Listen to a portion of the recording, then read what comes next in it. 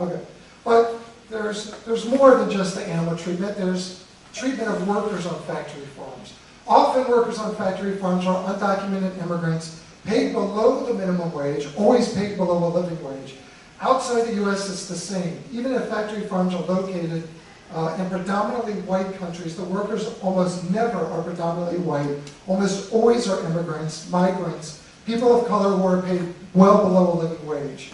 They work in squalid conditions, surrounded by feces and disease. Virtually none of them has health insurance, nor are they consistently equipped with the kind of safety equipment that would keep them safe from disease and injuries.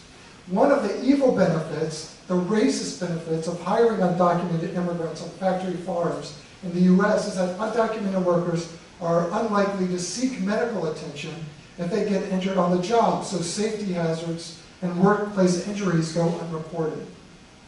That's more profit for the corporations that own or contract with these factory farms, including every fast food restaurant at which you've ever eaten, and likely the food services at this college and most colleges and universities. In 2005, Human Rights Watch reported what you see here. Meat and poultry industry employers set up the workplaces and practices that create these dangers, but they treat the resulting mayhem as a normal, natural part of the production process, not as what it is, repeated violations of international human rights standards. Other labor rights are at issue at factory farms, adversely affecting the mostly undocumented immigrant workers. In many cases, employers have threatened to contact, or in fact have contacted, federal authorities regarding workers' immigration status in order to intimidate them into dropping charges of unfair labor practices. Excuse me. Realize these are among the least healthy possible jobs, especially from air contaminants. So being able to report health risks is literally a matter of life and death for these workers. Over 9,000 farm workers and laborers died from work-related injuries between 1992 and 2009. So let's get even more specific, because I used to love me a Brazilian steakhouse. Now I know this, many Brazilian cattle farms use what's called debt bondage to trap workers, the sort of thing that mining companies have done in the U.S. You work for us, we force you to pay us for rent and goods and equipment, and before you know it, you work for us full time, but somehow you're also in debt to us. U.S. companies profit from this kind of exploitation all over the world. Restaurants in the U.S. that make people in the U.S. wealthier. Many farms in Latin America and elsewhere also use armed guards or paid militias to enforce their rules, to physically discourage unions, and to generally intimidate workers. And this will become a theme, as you see. So now then, eating factory farmed meat is violent, not just to animals, but also to workers, most of whom are people of color, often immigrants, always poor. That was never my intent, of course, when I ordered a side of bacon or ate ice cream. But what do we always say about racism? The intent is less important than the impact. The impact is racism. And there's more. Child labor. Child labor is widespread on factory farms, especially when it comes to children of migrant families, because their parents might be paid little more than a slave wage. So for example, in 2008, Iowa labor investigators found 57 underage children workers at a kosher meatpacking plant in Postville, Iowa, most of whom are from Guatemala. So even these places that sort of use labels to claim that they're being more responsible are still contributing to this. Then there's the water and soil contamination, and guess who that hurts the most? The contamination affects miles and miles of surrounding land, almost always in poor rural areas where people have little economic clout to fight back. The pollution from animal waste causes respiratory problems, skin infections, depression, and even death for people who live near factory farms. According to the Environmental Protection Agency, the runoff from factory farms pollutes our waterways more than all other industrial sources combined. This affects all of us, but the people who experience the most immediate The most damaging effects in the U.S., aside from the workers themselves, are poor rural people whose surface water and even groundwater are being contaminated. So this is injustice, injustice, injustice. And really, I'm just getting started here. So let's take a step back and think about food security. Studies from both the World Bank and Britain's Department for International Development, again, these aren't exactly bastions of progressivism, have shown that the spread of factory farming in the developing world is harming the poorest people, especially indigenous communities, and actually reducing food security. Small farms go out of business because they can't compete with factory farms that are owned, run, and contracted mostly by US and Western European corporations. So there's that direct human cost. You know, the same way we might fight to keep Walmart from opening up and closing a bunch of local businesses. Also think about this, factory farming consumes about 40% of the world's grain harvest. 40%. And that's for feeding the animals. There's a lot of hungry people in the world, and this is not an efficient way to feed them. It basically guarantees widespread food scarcity. And guess again who's most likely to go hungry. Livestock production uses 15% of all irrigated water globally, while 2 billion people suffer from water scarcity. Speaking of water scarcity. Okay, and then there's the environment. Factory farms contribute directly to global warming. They release huge amounts of greenhouse gases into the atmosphere, more than the entire global transportation industry and all other industries combined. So these movements about riding a bike or walking instead of driving, if we all just stopped eating meat from factory farms, that would make a far bigger impact on the environment than stuff than riding bikes. Or, we should do both, right? In fact, studies last year by former World Bank environmental advisors found that factory farming accounts for about 51% of worldwide greenhouse gas emissions. And that means that more than anything, more than transportation or any kind of production, factory farming is a leading cause of human-generated climate change. So if you ride your bike or to cut down on your carbon footprint, you could cut it down much, much further if you cut down on your consumption of food produced on factory farms.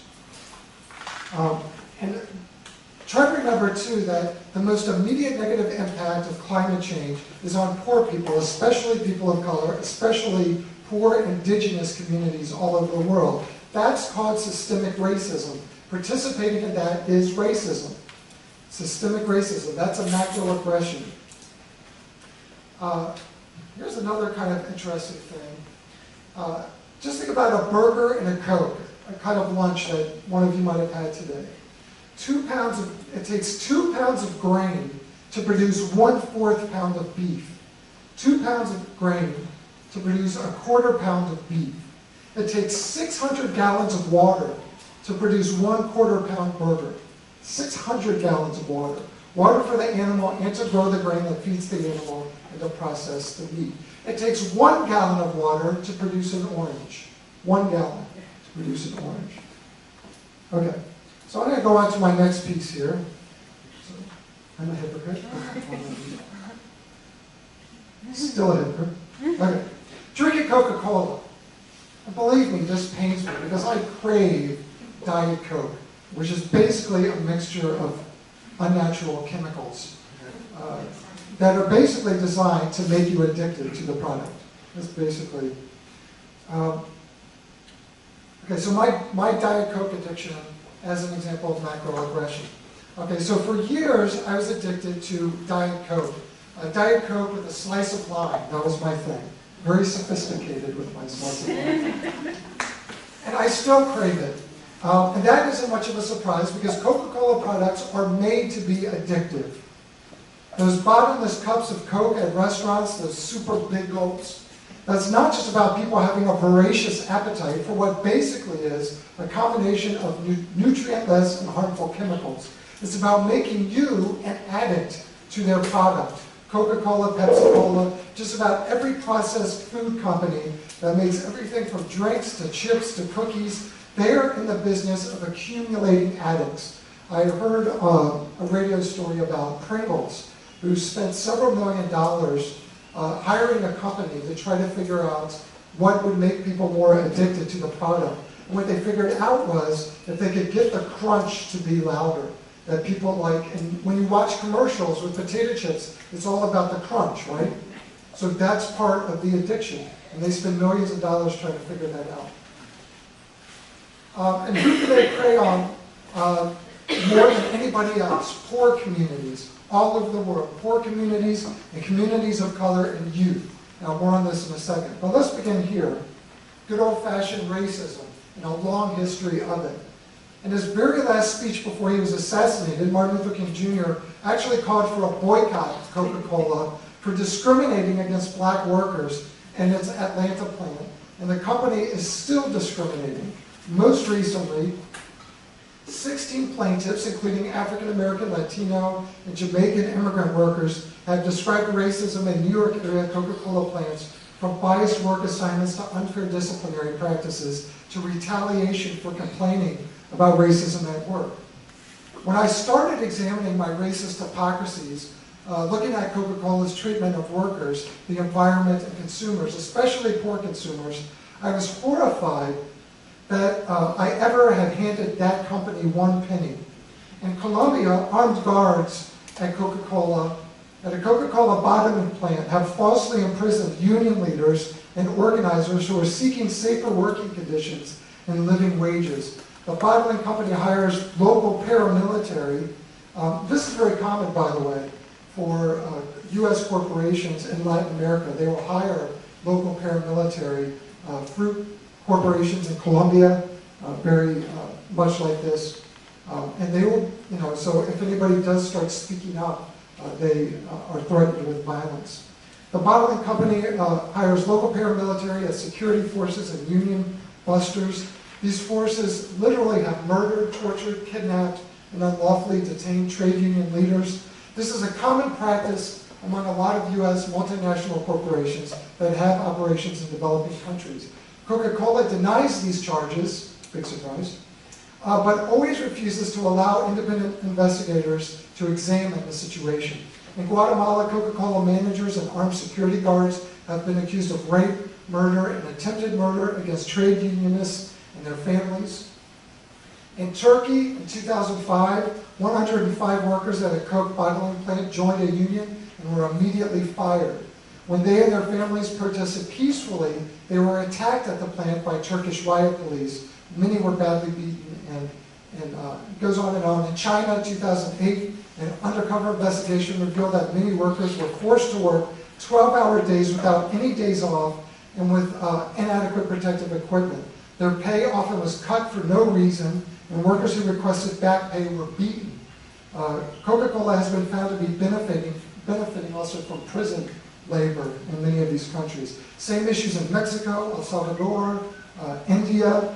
And this isn't just Coca-Cola, as I mentioned. Pepsi's list of atrocities is just as long. And it's not just about exploiting workers. It's about destroying water systems and fighting to privatize water sources, which has been especially devastating to poor and indigenous communities all over the world. Coca-Cola worked with then Mexican President Vicente Fox, who once actually was president of Coca-Cola's Latin American operations, to privatize water in Mexico. And you can't get much more imperialist than privatizing water.